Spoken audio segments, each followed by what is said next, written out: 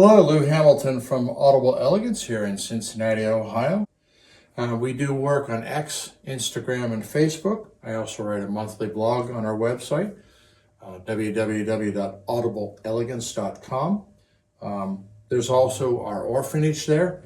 And we're going to talk about, for a moment, one of the new items that also came in to the store, which is a Linn LP12 that frankly is almost in mint condition.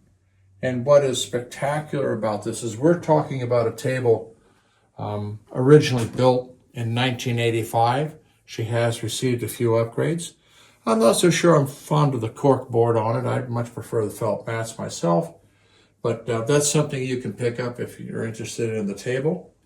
I'm going to be going over it and giving it a full tune. It has had the various upgrades, the Zener diode to the Valhalla board. And it's just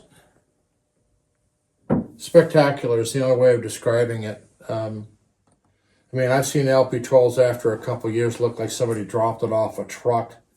And this table is approaching 40 years of age. And the only flaw I can find in it is it's missing one little rubber foot in the front up here.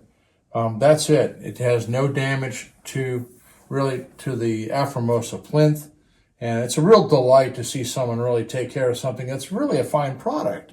So I just wanted to bring everybody's attention to it. It's got a nice ETOC 2. We have all the owner's manual, paperwork, supporting documents from a former dealer in the area known as Oxford Audio. It's a nice operation. I visited them as an audiophile. And the only interesting thing that we'll have to address on the table is actually over here.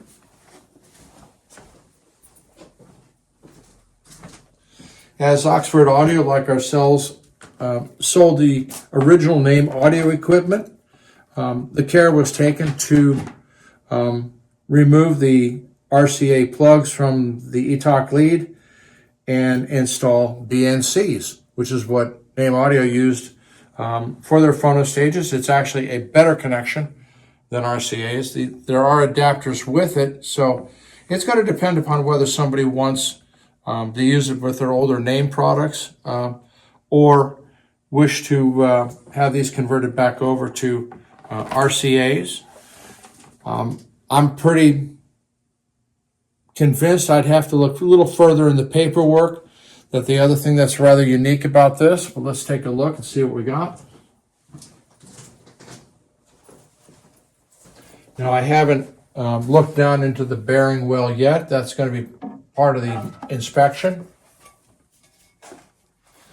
Notice I picked the platter off without grabbing the inside. We've talked about that before.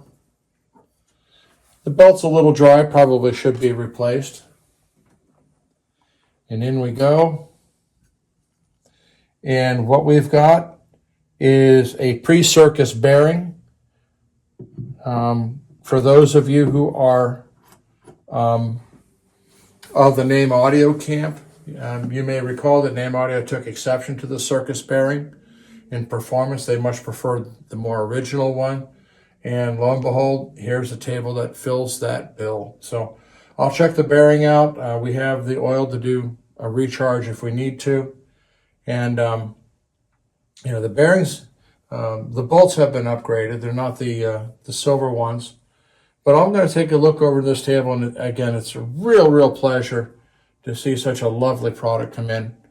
And so once I have her done, I'll let everybody know. And if you're interested, give us a call and we'll go from there. Unfortunately, we do not have the original box and packing material. We cannot ship the table. The packing provided by Linn was exceptionally good, designed to deal with essentially the gorillas of the Samsonite suitcase era. And anybody who tries to ship a Linn LP12 in anything other than original packing, well, you're taking a major risk.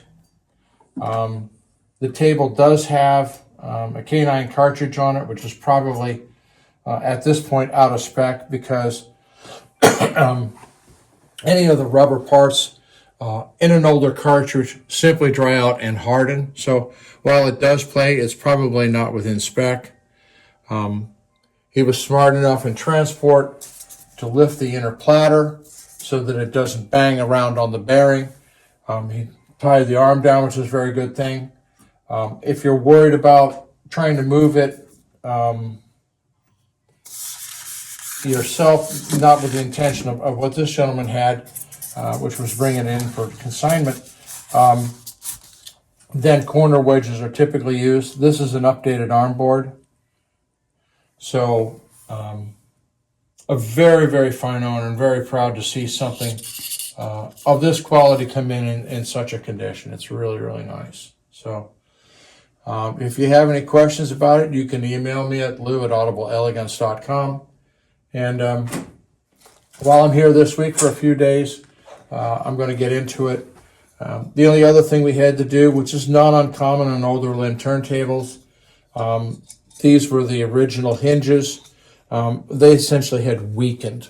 So we put a new set of hinges on it so that the dust cover stays up in that position. These hinges weren't doing it. Some people who may not, want to have new hinges on it because they're of the approach of removing the dust cover completely for play, and then simply refixing the dust cover when you're done. People have different approaches. It's up to you. Certainly when you're playing a turntable, one little quick tip: when you're playing a turntable, the dust cover should be either completely down or removed. The reason being is that this acts as a catch for sound waves. This will vibrate, and that's added to the sound of your turntable, which is not something you want to have happen. So again, dust cover is either completely down or removed when playing records. Just a little quick tip as I go over this table. So thank you again, and have a good day.